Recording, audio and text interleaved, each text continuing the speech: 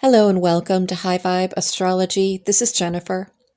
Thank you for joining me as we take a look at the Scorpio full moon drawn up for April 23rd, 2024 at 7:50 p.m. Eastern Time. If you're new, thank you for being here and for finding me. Thank you for supporting this community with your energy. I invite you to subscribe if you haven't, hit the like button, and share these messages as you feel guided, all of which are free and easy ways to support this channel. If you are tuning in for the first time, please know that my style of interpretation views the chart as a microcosm for the collective energies and evolution of humanity. I share with you what comes through from my own meditation and conversations with Spirit, and I trust you to decide what aligns with you and simply let the rest go. We are still very much in eclipse season, which unfolds over the course of 6 months to a year. And the theme that we touched upon in the full moon lunar eclipse on March 25th had to do with spring cleaning, cleaning out the cupboards of our own mind so that we can shift perspectives and make way for a new philosophy of life. It has to do with releasing past regrets and hopefully seeing them in a new and positive light. And then in the last video at the new moon solar eclipse, we explored the opportunity to grow spiritual wings and emerge from the chrysalis with the courage to fly. So these themes are still unfolding because it's always in process, and it does require the acknowledgement that we will have these cycles of contraction and expansion. And this Scorpio full moon certainly continues these energies. So when I asked Spirit what message would bring the most clarity, I was guided to pull from my angelic messenger cards, and 2 cards came out. The first was forgiveness and the other was cooperation. So I will definitely be weaving in important points from these messages as we look at the chart and continue. It honestly never ceases to amaze me just how perfect these messages seem to fit and support the astrological themes. So in this chart, with Scorpio rising and the Scorpio moon also rising, I can honestly think of no better theme than that of forgiveness, because Scorpio is fixed water. Fixed means, on the negative side, obsessively focused. Water is the element representing our emotions and intuition. It basically is what lies hidden beneath a cool and calm exterior. So the Scorpio rising and the Scorpio moon that is right on the ascendant signifies emotions that run deep and that are becoming more and more difficult to hide because they're right on the surface. They are becoming more transparent. The full moon illuminates this as well, and will also illuminate where we may still be harboring any resentment, judgment, or ill will towards self or other people. It really does go hand in hand, because any regret or self-criticism, self-judgment that we hold, even if we're not aware of it, especially if we're not aware of it, is going to be mirrored to us in the external world through other people. So if someone or several someones betrayed our trust in any way, it's going to bring up a lot of anger and resentment. What we have to realize and understand is that it also means that we, somewhere along the line, betrayed ourselves. They were merely messengers revealing that awful truth to us. So in this instance, even if we were right and we were egregiously taken advantage of, we still have to look deep within to discover where and how we abandoned ourselves or abandoned our truth, our integrity. Ultimately, the only energy that heals and transforms all of the ugliness and ugly truths we discover along the way in our life and in the world is love. Love is the only energy that will ever transform the ugly into something beautiful, something that withstands the darkness. It's what helps us transcend suffering, whether it was brought on by other people doing us wrong, betraying us, or us betraying ourselves and our own inner guidance. It's what goes with the territory of being a human soul on this planet. We can't avoid it. The question is being right worth the cost of being happy? Because to be right means to feel justified in maintaining an attitude of anger, resentment, and or superiority. There's nothing wrong with anger in and of itself. Anger can be very healing, actually, when it gets us out of that despondent state of being or state of mind. It can be an honest release of setting a healthy boundary when we consciously recognize that someone has or is manipulating us. But when we stay in the vibration of anger and we hold on to judgment or feelings of resentment and the inability to forgive, that is when there is danger in us sacrificing our present and future peace and happiness. So love truly is the answer and the only place to find unconditional love for ourselves and others is from the infinite source, the Creator. To have the courage to look at our own life, reflect upon it, and to see where we're still holding on to resentment anywhere and do something about it. Even if we're not there yet, we can say, I am at least willing to release this, to release all unforgiveness in my soul. And then it will begin to unravel and healing will happen. Maybe not in the next minute or two, but it will definitely happen. So now I would like to read a little bit of the Oracle Forgiveness from my Angelic Messenger deck. Present challenge: accepting responsibility for your life, releasing blame and the judgment of others. You have drawn this card because immense beauty and opportunity live beneath your old emotional scars. You have reached a point in your life when you are being directed to free up the energy you've tied to old feelings and failures. Even though you may have worked on your dysfunctional patterns for years, this time in your life represents the final pass-through for many of these persisting lessons. Forgiveness is the basis for spiritual work because it asserts that you can truly know and appreciate only your own life's journey and perspective.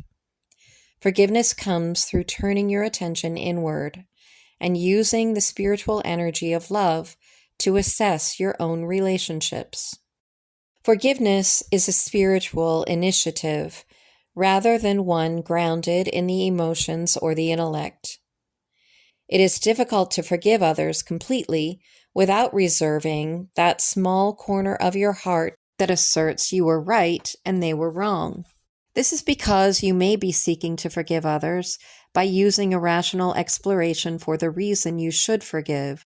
Truly releasing lingering remorse, guilt, or anger through reasoning is impossible. But once you realize that your failure to forgive hinders the flow of love into your own life and the circulation of this essential energy throughout your body and mind, you are capable of forgiving others from a place deep within you. Love is the nature of the spiritual energy that guides your life and quite literally accounts for the inner balance that maintains physical health and emotional well-being. Forgiving others allows you to release the energy of love into your daily living. The love you need today in your life to help you meet challenges and to maintain your own inner light may still be tied to old, unresolved hurts. Any apathy you are experiencing, any confusion, lack of direction, exhaustion, or sense of being overwhelmed may well stem from captive energy held in the small corners of your heart. Love is the emotional and spiritual energy that ties you to those who have hurt you. The issues that seem to defy forgiveness are always aligned in some way with love. The love you never received, the love that you offered and others rejected or betrayed, the love that was used to manipulate or control you. Love is the basis of your life's well-being. But in tying your spiritual energy reserves to old hurts, you are severely limiting the energy of love available to you in this present moment. Perhaps this is the time to search your heart for those you still need to forgive more fully. The simplicity and elegance of the single purple flower image on this card shows you quite strikingly your guidance for this day. You have drawn this card of partnership and relationship in order to expand your current level of spiritual awareness and the love in your life. You are encouraged to release old grievances and reorder each day so that you are no longer accumulating new grievances against yourself or others. This flower image grows straight and true to its purpose. You too are also emerging from times of less clarity into a more direct and fulfilling life path. This image is not shadowed in any way by yesterday's burdens or troubles, and so you are also encouraged to accept each new day without the carryover of previous troubles, burdens, and grievances. Each evening and each morning, you can move through, meditate through, and pray through previous hurts and burdens. Energy follows every conversation and interaction. Ask yourself, is this exchange with my partner, friend, or child productive? Am I learning, sharing, accepting, participating, or feeling otherwise positively engaged? Have I, or are they, closed down? And are we only going through the motions of sharing? Experience your different responses to people and situations.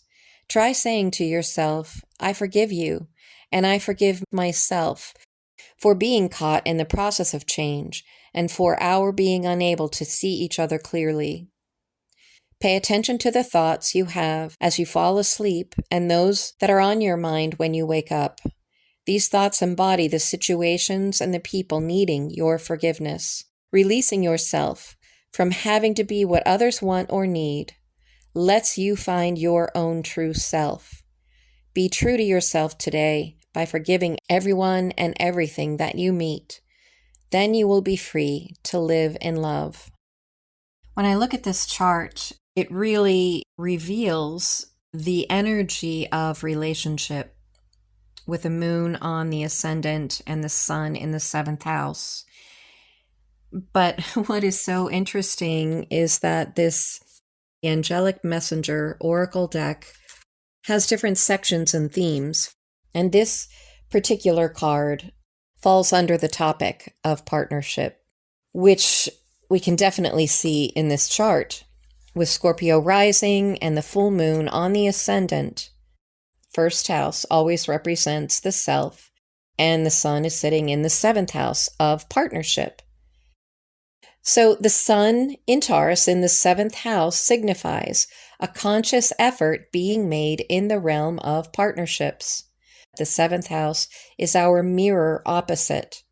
Anytime we meet people we instantly love or immediately feel an aversion to, we're looking in the mirror.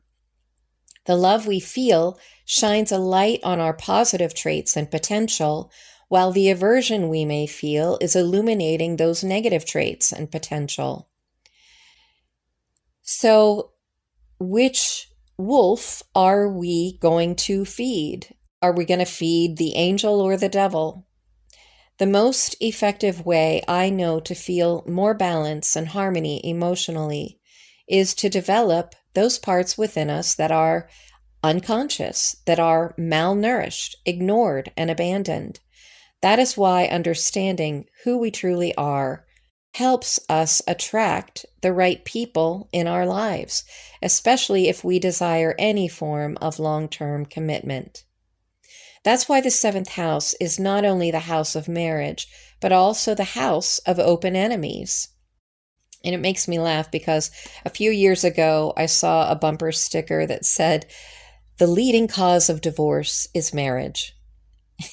And my point is not to bash marriage or long-term commitments in any way. On the contrary, the point is that eventually these partnerships will fail unless and until we are fully seeing and embracing all parts of ourselves, the good, the bad, the beautiful, and the ugly. With Scorpio rising, we can no longer hide, as Scorpio tends to want to do. We can no longer ignore or suppress our vulnerabilities that make real relating a scary endeavor, but the only worthwhile endeavor when it comes to partnership. It's no accident that Scorpio rules the eighth house, the result of being in a seventh house legal contract of marriage or partnership. This could be business partnerships as well. But seventh house, naturally ruled by Libra, is the courthouse, the justice of the peace. It is the legal contract or the agreement on paper. But what happens after the wedding is over and the celebration ends? The seventh house represents that public celebration. Gemini on the eighth house, ruled by Mercury retrograde, is asking us to reassess what constitutes authentic connection and intimacy, or as they say, into me see encounters. This really goes back to the last video and our Rumi message about the courage of your love required before we can manifest the Garden of Delights, which is, the abundance on all levels that we want and deserve to experience as human souls on this planet. We've been taught for so very long that we are not worthy, not deserving, or that we are doing something wrong. And it's only because we have been indoctrinated in a world that is superficially guided and oriented in an imbalanced way only toward the physical, only toward what is tangible, what we can see with our physical eyes. We have been led astray by people in power, but those people only came to be in power because we have spent thousands of years being separate from source or believing that we were separate, which is a lie, of course. So with Scorpio rising and the Scorpio full moon, we have not one ruler, but actually three rulers. The first ruler is Mars, which represents that youthful heart we talked about in the last video, and the first symbol of Scorpio, which is the scorpion. The scorpion is known for hanging on to resentment, waiting for the right time to sting and bring its enemy down.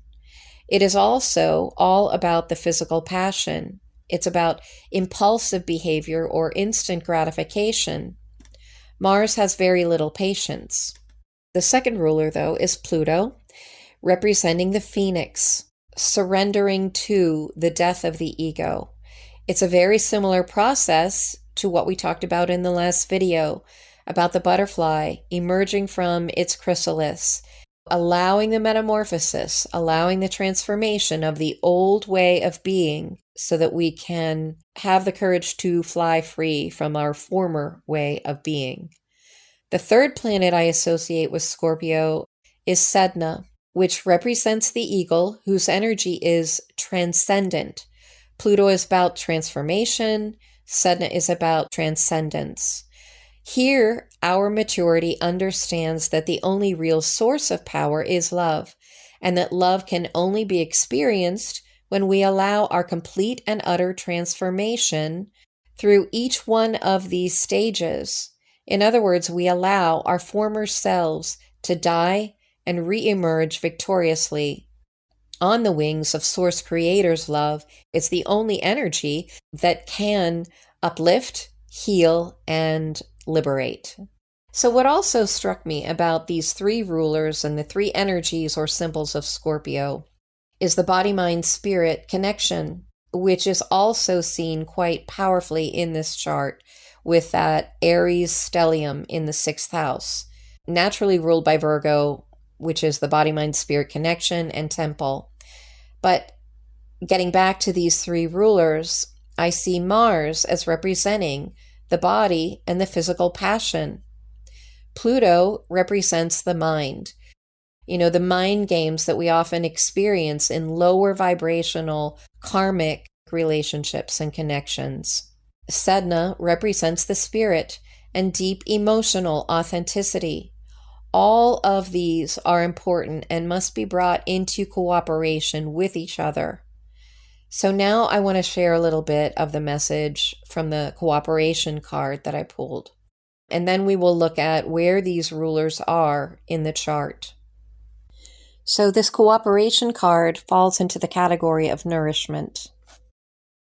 Present challenge: seeking love as the means of balancing your life. You have drawn this card to alert you that the relationship among your body, mind, and spirit is ready to reach a more refined level of inner cooperation. You may have worked extensively to overcome old feelings of abuse, neglect, abandonment, loss, or low self-worth. You may be finding that even with all the inner child work, the spiritual alignment work, body work, or other spiritual approaches to healing you've tried, you still feel blocked in some significant way from your desired state of inner well-being. This blockage is giving way to a subtle level of cooperation of body, mind, and spirit that is emerging into your life to improve your self-confidence and to awaken your soul confidence. Cooperation is essential for the systems of your body to maintain your life. Life is interesting, stimulating, fun, sensual, and fulfilling on many levels as you interact with those you love and even dislike, fear, or feel competitive with. Even the chemical responses of your body are linked directly to specific emotions. Clearly, the body, mind, and emotions have a close alignment. Your spirit's purpose is to facilitate cooperation between you and the earth, between you and God. Through these avenues of receiving and experiencing the profound feelings of love, your body and emotions are able to respond to love as a transcendent quality. When you accept your relationship with Creator and thus with divine love, you become a channel for profound compassion, kindness, goodness, and non-judgment, just as every spiritual seeker does. When you seek the energy of love, you rise above the lesser emotional responses and are supported in your ability to act and think nobly. Cooperation between your feelings and your body create physical health and feelings of happiness and fulfillment. Cooperation among your feelings, your body, and your spirit gives you the ability to experience the grace of God as love and to interpret the energy of love as the guidance you seek. The spiritual energy of love is arising from the divine presence and raises you to the status of inspired mortal and wise healer of other living things. Experiencing cooperation at the subtle levels of love puts you in touch with a place of true nourishment, for no matter how many people you have in your life, if you are missing a connection to God, the immortal energy of love, you will feel empty, alone, or finite. You are growing in wisdom to accept the urge to seek cooperation externally with other people and internally among your own body, mind, and spirit. Cooperation is essential to balancing your life with the sacred in all things. The guidance through this flower image is to search within yourself to discover those ways in which you are testing yourself and God. The brilliant golden orange in this image offers the potential for splendid change, healing, and renewed balance. The dark anthers that hold the pollen at the end of the brilliant waving stamens in this flower image suggest that you are holding within you a disclarity, ambivalence, or non-essential belief about the way in which God is present in your life. You are learning to listen to the universe and to interpret these impressions to guide your life. Are you still tossing down the gauntlet to God, asking why things aren't better in your life right now? Are you playing a wait-and-see game with God before committing completely to a spiritual path? This guidance is suggesting that you will benefit from asking yourself what miracle or dramatic event will be necessary for you to believe that you are in close alignment with God. This card is suggesting that such an occurrence may be coming to you to prove to you that you have a genuine relationship with God. Consider that in order to experience the inner cooperation described here, you need to understand and work with the vibrations that are coming into your body and mind with each second of each day. Each of these sensory experiences can be deepened to pick up your spirit's love before returning through the words you speak. Strike a bell, tuning fork, or single note on a musical instrument, or imagine a clear and profound note reverberating through you. Then say your name to yourself several times and imagine that each time you say your name and strike a note, the vibrations of the sound carry your name deep into your heart. Finally, during conversations with others, imagine that each thought travels from your brain through your heart before being spoken through your lips. This simple exercise reminds you that you are capable of facilitating a deeply cooperative attitude within your own life and within the lives of others. So now let's look at where the rulers of Scorpio sit in this chart.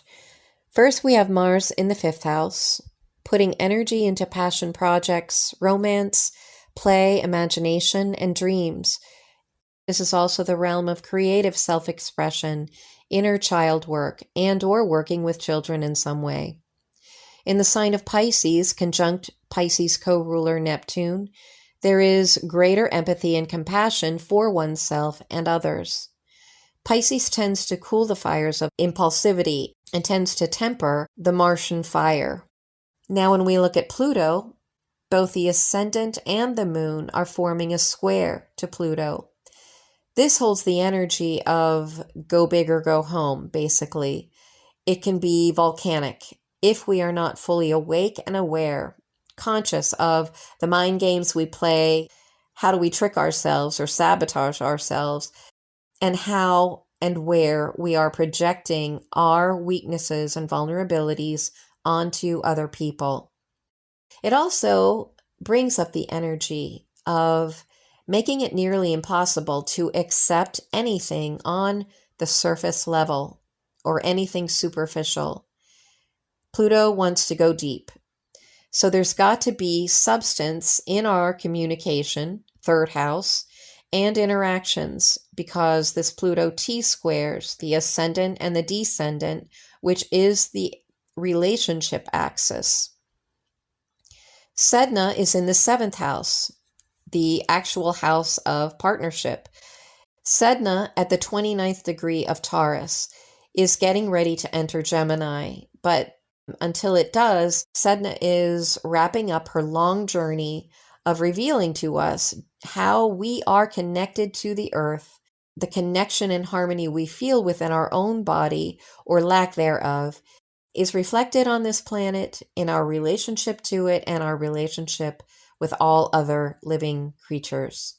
She's been revealing to us the significance of the water element, which represents our emotions and especially that of fear. How to transcend fear, how to transcend ancient trauma that is related to unconscious fear that comes up and triggers us. In the 7th house especially, it has to do with ancient trauma around being betrayed by a partner, a spouse, or by those quote-unquote frenemies who are so good at reflecting to us how we have sabotaged ourselves. But Sedna is culminating her journey in Taurus, and in this chart at least, she's holding for us the promise of liberation from the past and the potential we still have for entering that garden of delights that we talked about in the last video. But this happens only after we face our own fears with courage. The conjunction of Sedna to Jupiter and Uranus is accentuating both the promise, Jupiter, and the liberation, Uranus, while Sedna holds all the potential. We cannot forget that Jupiter and Sedna both rule wealth. Pluto too, because it represents hidden wealth. Jupiter expands opportunities for abundance. Pluto represents the hidden wealth we have to mine and find that diamond in the rough, or the gold that is, that vein of gold beneath the earth. But it doesn't just come out in a nice, beautiful, easy chunk of gold or a beautiful polished diamond. It comes out looking really rough. So we have to do the polishing work ourselves. With Sedna, what we are mining is the sacred life within that can only come from our alignment with Source Creator. And when we've done the work and reached a level of spiritual maturity, when we are holding up, in other words, her universal law that respects the sacred in all life forms, then we are rewarded. Then we are given that abundance.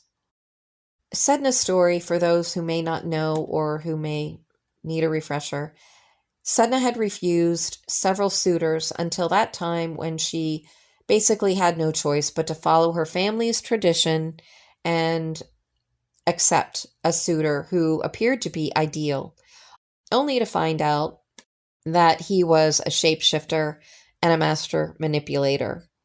But her return to our solar system is coming back to remind us and to help us remember that her story does not have to repeat itself in our lives. She's showing us how to listen to our inner guidance rather than listen to those who think they know what's best for us, even when they mean well. But often they want us to take action that will prevent them from having to look at their own fear.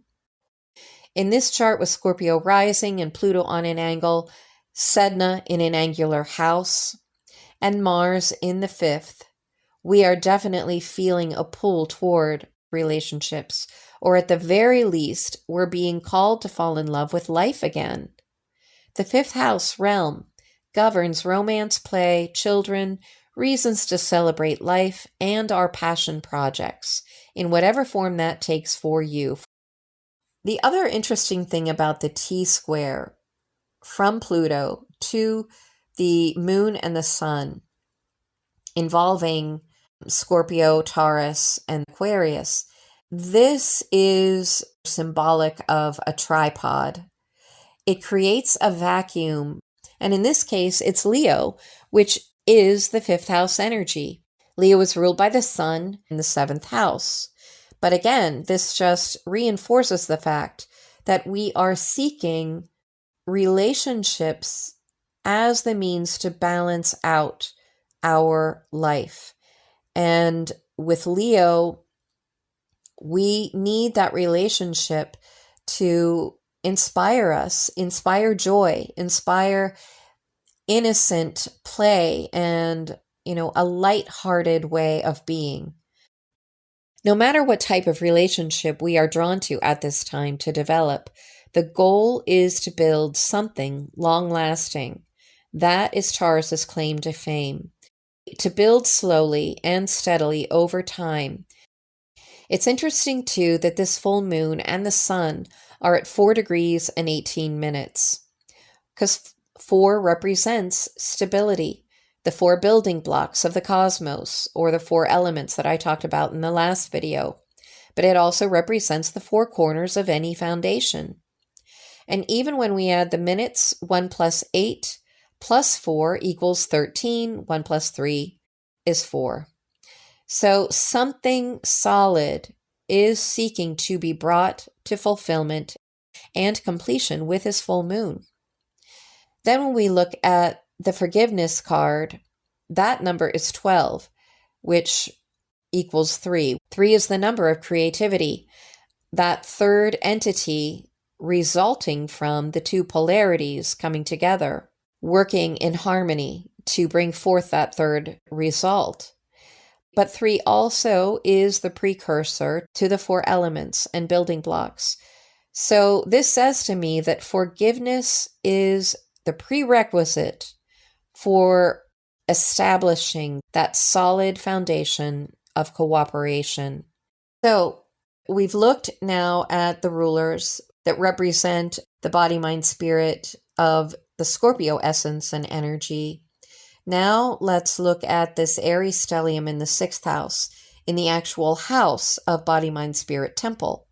I don't know if any of you remember those sayings, real men do such and such, or real women do such and such. I can't even give you an example. It came to my mind because when I look at Aries in this 6th house, it's real courage is doing the work daily, both spiritually and physically, with an attitude of humility and service, knowing that every small thing you do consciously is helping the collective immediately and in ways you cannot even imagine. Last but not least, we have Mercury retrograde conjunct the North Node, and this has got us rethinking the direction of our life and asking us, are we moving in the right direction for our soul's purpose? Mars is the ruler of this Aries stellium and our North Node destiny, and it is conjunct Neptune. But this energy is seeking expression through the playful, magical, and imaginative child within each of us to create the life we truly want and that each human soul deserves. Saturn forms a quincunx to the South Node in the 12th house, making sure that we are releasing any and all ancient fears, perceived limitations, and karmic patterns that keep us from making our dreams real and tangible. Venus at 23 degrees is conjunct the descendant and actually is the ruler of the 7th house as well. Even though it's a wide orb, it is still making a conjunction to the 7th house. Venus conjunct the 7th is attracting certain people to us to be the mirror that reveals ourselves to ourselves. And it's funny that, Venus's symbol looks like the Ankh or the hand mirror. Literally, Venus is holding up the mirror to us and revealing through other people, revealing ourselves to ourselves. So I know this was a longer video than I normally do. Thank you so much if you stayed with me till the end. And I invite you to stay tuned for the frequencies and to use the energy of forgiveness and cooperation to say your name to yourself as you listen to the frequencies. Allow each one to carry your name a little more deeply into your heart. And I look forward to being with you next time. Bye for now.